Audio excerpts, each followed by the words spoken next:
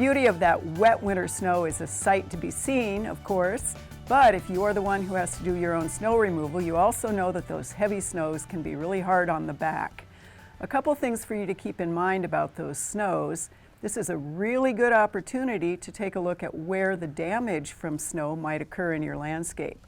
And that is whether you are the one that is scooping and shoveling and dumping, or whether you have a snow removal company that is doing that. Keep in mind these things. First off, that snow is extremely heavy. If it is the wet one, that's going to give you great moisture into the landscape, especially if we went into the winter very, very dry, but it also packs down. And the heaviness of that snow can do a fair amount of damage to the crowns of either very sensitive plants or plants that are kind of a delicate or a light textured plant. Of course, the other thing that can happen with snow and snow removal is the machine itself, no matter whether it is a great big one or a small one, chews up the edges along the sidewalks.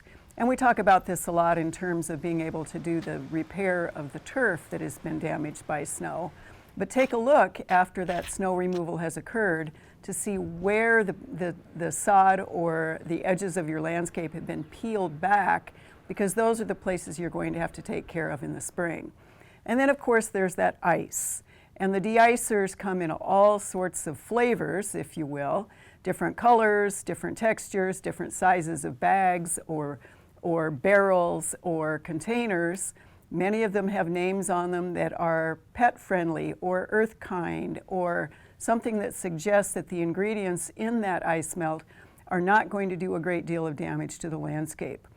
Read that label very carefully. Remember that you've got to be able to use that ice melt for the temperature that will work. And if you've put the ice melt down heavily and then it snows again, you may have to do it again. I've seen some interesting things with these heavy snows as well, which is the scooping happens, the ice forms, the ice melt goes down, we get a little bit more snow or the ice melt does its job. Here comes the snowblower and actually can blow that material all the way further out into the landscape.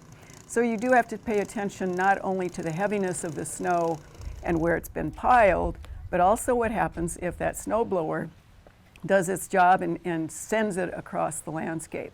So enjoy the beauty of it. Know that that heavy wet snow is a good thing as long as it's not too heavy.